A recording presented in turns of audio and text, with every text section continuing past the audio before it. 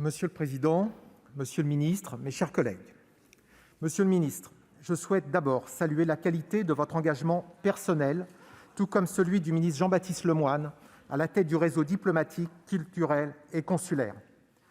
Les agents de votre ministère méritent également toute notre reconnaissance pour avoir su faire face avec beaucoup de résilience tout au long de cette année qui marquera l'histoire.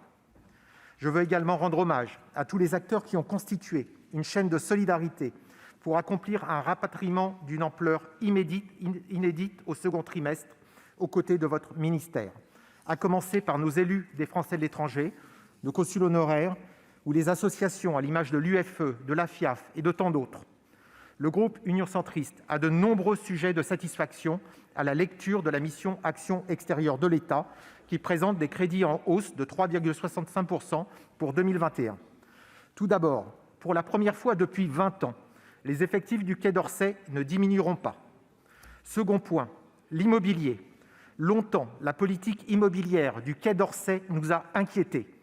Pour financer l'entretien de notre patrimoine, nous cédions des propriétés parfois emblématiques. Vous avez d'abord mis un terme à cette spirale.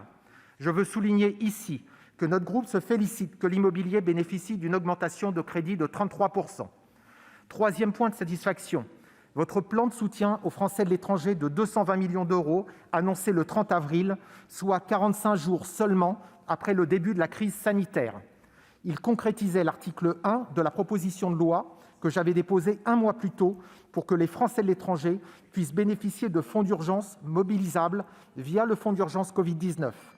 Dans le PLFR 3, vous avez apporté la solidarité nécessaire pour aider les Français de l'étranger dans le besoin, en abondant le programme 151 de 100 millions d'euros au travers de 50 millions d'euros de bourses supplémentaires et 50 millions d'euros de secours d'urgence.